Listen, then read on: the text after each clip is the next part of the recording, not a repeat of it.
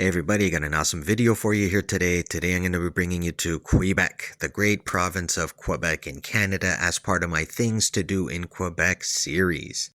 Now I'm going to be bringing y'all along to the hustle and bustle of downtown Montreal with one of the coolest things to do in Montreal. Before we get into that though, please hit that like button, hit the subscribe button and the bell notification button so you can get all my videos when they're new. Opened in 1876, Mount Royal is a hilltop urban park with a wide base covering 10 square kilometers overlooking the city of Montreal. It was designated a historic and natural district by the government of Quebec in 2005, and by law, new buildings in Montreal may not be taller than Mont Royal, as to protect the extraordinary view of the city for generations to come. In October of 1535, famous French explorer Jacques Cartier was guided to the top of Mount Royal during his second voyage. He remarked that he could see the St. Lawrence River from its summit. It was Jacques Cartier who named the mountain Mount Royal. Montreal is a contraction of Mont, and Real, which is Réal, it was used for the word royal. In the 19th century, many of Montreal's most prominent citizens bought large patches of land in and around the base of the park. A lot of these patches of land were used as orchards and farms and places to walk around and just general parklands. And as the city grew and also became more congested and green spaces became, very insufficient and smaller and harder to come by, people in Montreal increasingly turned to the mountain, Mount Royal, for recreation and leisure, going to the park, going for walks, very popular in this area. So this park for many ages has been used as a place to go for a general walk in the park. And, you'll see a lot of people going there, just walk their dogs or going for a stroll in the park and just checking the place out. Today, the park is used for a wide variety of leisure and sports activities. A lot of people walk their dogs. There's a lot of paths. There's path systems. There's a lot of, stairs going through the woods. You just make sure you got your hiking boots on because there's a lot of up and down hill type of stuff if you like going for walks. Other than that, there are several lookouts there, the biggest of which is called the Belvedere. This is the one that overlooks the city of Montreal. You get a perfect look of the skyline of Montreal there. It's like a huge, almost panoramic view that you get up there. This lookout has a big chalet there that's large enough for, people to go in. I do believe they have stuff in there. It's like a little museum type thing they have in there, just like pictures and a little bit of history. But the big kind of like deck itself is just like a huge patio for people to look out. The big lookout itself, it's huge. I mean, they have concerts and stuff there, but everybody just basically goes up there to, you get up there and you take a big video or a picture of whatever you're going to do of the city. Huge for selfies up there. A lot of people like to go up there, take selfies.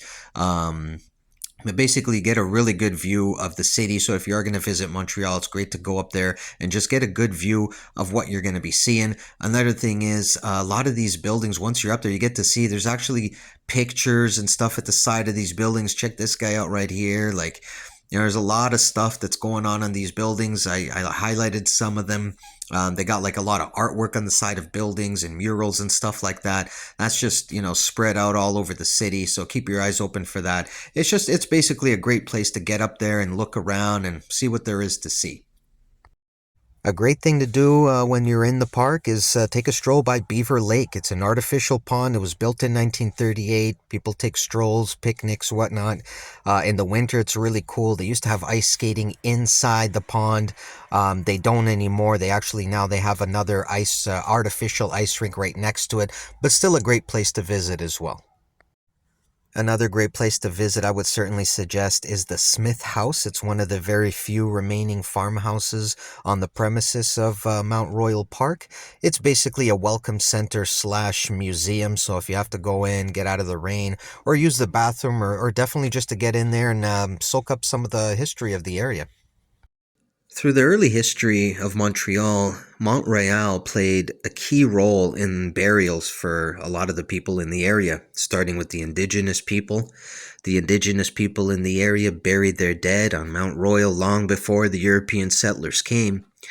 By the mid 19th century, Montreal had very few cemeteries, but it was a very densely populated area, and these cemeteries were getting really full.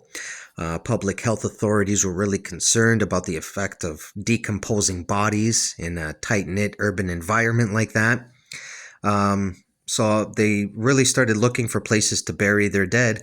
So beginning in 1852, the far north side of Mount Royal began to be used as a cemetery. They were just burying people there. But 2 years later, in 1854, the actual cemetery was finally established. It's called the Notre Dame de Nige Cemetery, which is called in French Cimetière Notre Dame de Nige. This is, and I believe this actually still is, the largest cemetery in Canada. We actually came across it by accidentally turning into it at the very large front gates. We thought that was the front gates to the Mount Royal Park, and as we turned into it, we quickly realized this is actually a cemetery. But when I looked at the GPS on my vehicle there, I realized this is actually a huge cemetery. So we just did a quick drive through and a little bit of research on it. Amazing place.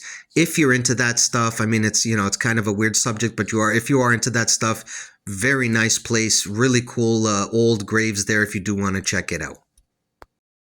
Another great option to check out, especially if you have kids, is Fletcher's Field. This occupies the northeastern side of Mount Royal Park.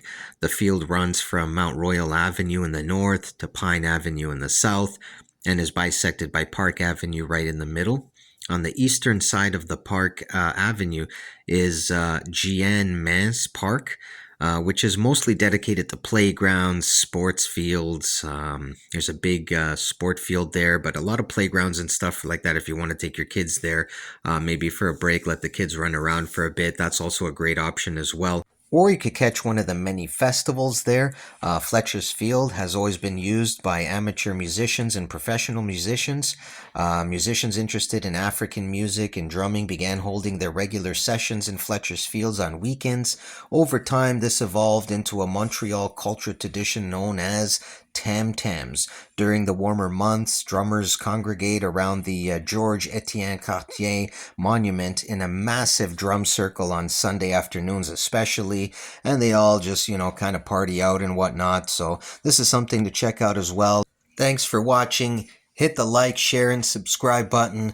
That's all I got for you. I'm all out of fun. Y'all take care. Have a good one.